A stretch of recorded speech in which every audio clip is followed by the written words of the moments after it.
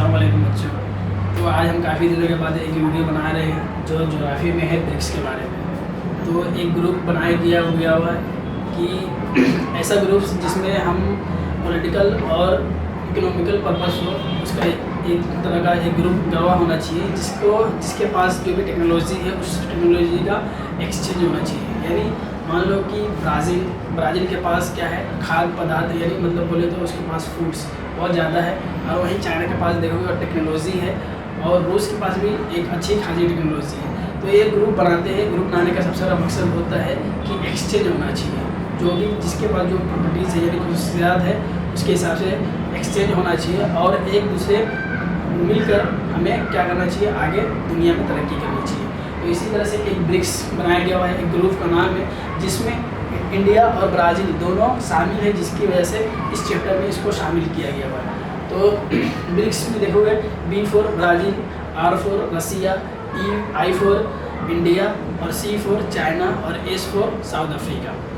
तो हाल फिलहाल में आप देखोगे जिस तरह से यूक्रेन और रूस का जो वार चल रहा है, इसी बीच में क्या किए, जो इंटरनेशनल कोर्ट है उन्होंने क्या किए थे, पुतिन के खिलाफ एक वारंट जारी किया हुआ था कि हम पुतिन को गिरफ्तार करेंगे। तो जब ब्रिक्स की जब ये सम्मेलन होने वाला था, यानी जब इनकी बैठक होने वाली थी, तो उसमें क्या कर रहे थे, पूरा जो इंटरनेशनल मीडिया है, जो इंटरनेशनल पॉलिटिकल पार्टीज़ है, जो कंट्रीज़ है, वो क्या कर रहे थे, एक दबाव बना रहे थे किसके ऊपर, साउथ अफ्रीका के ऊपर, कि अगर साउथ अफ्रीका ब्रिक्स की सम्मेलन में, अगर ब्रिक्स की जो बैठक है उस बैठक में अगर पुतिन शामिल होते हैं, यानी पुतिन आते हैं, तो आपका काम क्या है, हमें गिरफ्तार करके देना है। यानी साउथ अफ्रीका क्या करेंगे, पुतिन को गिरफ्तार करके किसको वो देंगे, वो इंटरनेशनल कोर्ट को देंगे।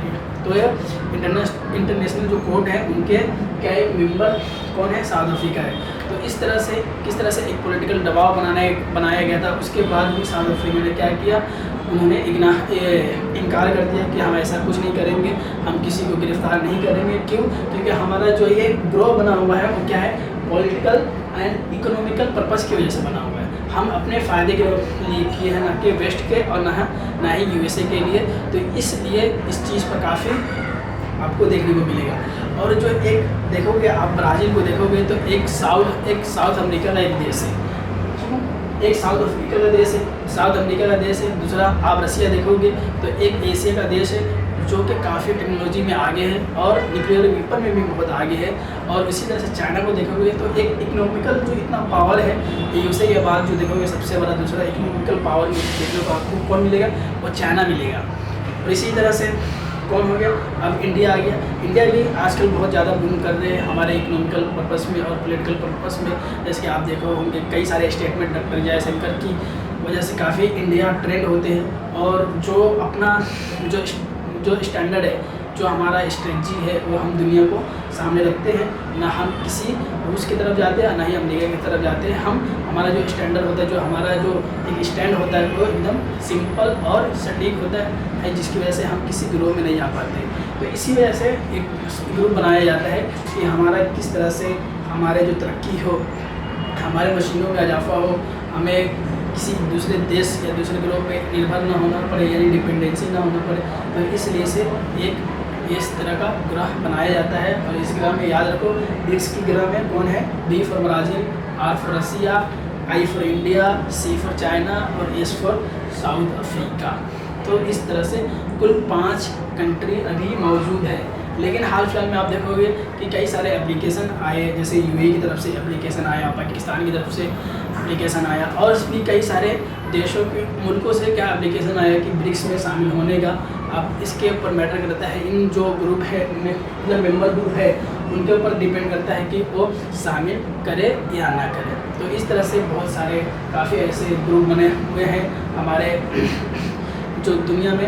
एक नाटो ग्रुप बना हुआ है, इस तरह से एशियन का ग्रुप बना हुआ है। तो जो अपना जो साउथ का जो कंट्रीज़ है, जो साउथ उसका एक ग्रुप बना हुआ है। तो इस तरह कई सारे ऐसे ग्रुप बने। यूरोप एक ग्रुप है जो यूरोप की कंट्रीज इसमें शामिल है। तो वो क्या करते हैं, व्यापार यानी तिजारत के एक्सचेंज करने के लिए और तिजारत के लिए जो भी आसानी हो, चाहे मशीनों से हो, चाहे फाइनेंस के सेक्टर से हो, चाहे किसी भी तरह से इंफ्रास्ट्रक्चर से हो, तो वो एक दूसरे की मदद करने के लिए ऐसे ग्रुप बनाए जाते हैं और वो अपने एक दूसरे से मदद करने के बाद तरक्की हासिल करते हैं। तो आई होप आप सबको समझ में आया होगा। तो उम्मीद करता हूँ कि आप सब इस लेक्चर को आप ज़्यादा से ज़्यादा शेयर करें। Thank you.